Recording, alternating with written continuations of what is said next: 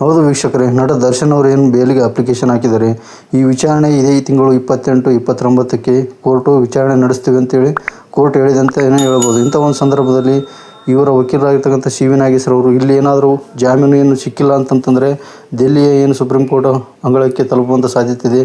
ಇವರ ಪರ ವಕೀಲರಾಗಿರ್ತಕ್ಕಂಥ ಕಪಿಲ್ ಸಿಬಲ್ ಅವರು ಈ ಸಾರಿ 100% ದರ್ಶನ್ ಅವರಿಗೆ ಬೇಲ್ ಕೊಡಿಸ್ತೀನಿ ಅಂತೇಳಿ ಶಪಥ ಮಾಡಿದ್ದಾರೆ ಅಂತಲೇ ಹೇಳ್ಬೋದು. ಈ ಒಂದು ವಿಚಾರಣೆ ಕೂಡ ದರ್ಶನ್ ಅವ್ರ ಪತ್ನಿಗೂ ಕೂಡ ಗೊತ್ತಿರುವಂಥದ್ದು. ಹಾಗಾಗಿ ಈ ಸಲ ದರ್ಶನ್ ಅವ್ರನ್ನ ಹೇಗಾದರೂ ಮಾಡಿ ಹೊರಗಡೆ ಕರ್ಕೊಂಡು ಬಂದೇ ಬರ್ತೀನಿ ಅಂತೇಳಿ ಮೋಸ್ಟ್ ಕ್ರಿಮಿನಲ್ ಲಾಯರು ಅದು ಕಪಿಲ್ ಸಿಬಲ್ ಅವರು ಶಪಥ ಮಾಡಿದ್ದಾರೆ ಅಂತಲೇ ಹೇಳ್ಬೋದು. ಅದು ಯಾಕಂತಂದರೆ ದರ್ಶನ್ ಅವ್ರನ್ನ ಏನು ಸುಪ್ರೀಂ ಕೋರ್ಟ್ ಬೇಲ್ ಕ್ಯಾನ್ಸಲ್ ಮಾಡಿತ್ತು, ಈ ಒಂದು ಸೂಚನೆ ಕೂಡ ಅವರಿಗೆ ಕಪಿಲ್ ಸಿಬಲ್ ಅವರಿಗೆ ಗೊತ್ತಿದೆ. ಹಾಗಾಗಿ ಹೇಗಾದರೂ ಮಾಡಿ ಅಲ್ಲಿ ಏನಾದರೂ ಮಾಮೂಲಿ ಕೋರ್ಟಲ್ಲಿ ಏನಾದರೂ ಬೇಲ್ ಸಿಕ್ಕಿಲ್ಲ, ಹೈಕೋರ್ಟಲ್ಲಿ ಬೇಲ್ ಸಿಕ್ಕಿಲ್ಲ ಅಂತಂದರೆ ಈ ಕೇಸು ಏನು ಜಾಮೀನು ಕೊಡಿ ಅಂತೇಳಿ ದರ್ಶನ್ ಅವ್ರ ಪರ ವಕೀಲರು ಸುಪ್ರೀಂ ಕೋರ್ಟ್ಗೆ ಜಾಮೀನು ಅಪ್ಲಿಕೇಶನ್ ಹಾಕ್ತಾರೆ. ಹಾಗಾಗಿ ಅಲ್ಲಿ 100% ವಿಚಾರಣೆ ನಡೆದು ಅದು ಕಪಿಲ್ ಸಿಬಲ್ ಅವರು ಮೋಸ್ಟ್ ಕ್ರಿಮಿನಲ್ ಲಾಯರ್ ಅಂತಲೇ ಹೇಳ್ಬೋದು ಇಡೀ ಇಂಡಿಯಾದಲ್ಲಿ. ಹಂಗಾಗಿ ಕಪಿಲ್ ಸಿಬಲ್ ಈ ಒಂದು ಕೇಸನ್ನು ಭೇದಿಸಿ ಕೇಸನ್ನು ಗೆದ್ದು 100% ದರ್ಶನ್ ಅವ್ರನ್ನ ಹೊರಗಡೆ ಕರ್ಕೊಂಬರೋದ್ರಲ್ಲಿ ಯಶಸ್ವಿಯಾಗಿ ಆಗ್ತಾರೆ ಅಂತೇಳಿ ನನಗೂ ಕೂಡ ಮಾಹಿತಿ ಇದೆ ವೀಕ್ಷಕರೇ. ಹಾಗಾಗಿ ಯಾರ್ಯಾರು ಈ ಚಾನಲ್ ನೋಡ್ತಾ ಇದ್ದಾರೆ ಸಬ್ಸ್ಕ್ರೈಬ್ ಮಾಡ್ಕೊಳ್ಳಿ, ಲೈಕ್ ಮಾಡಿ, ಕಾಮೆಂಟ್ ಮಾಡಿ, ಶೇರ್ ಮಾಡಿ ವೀಕ್ಷಕರೇ.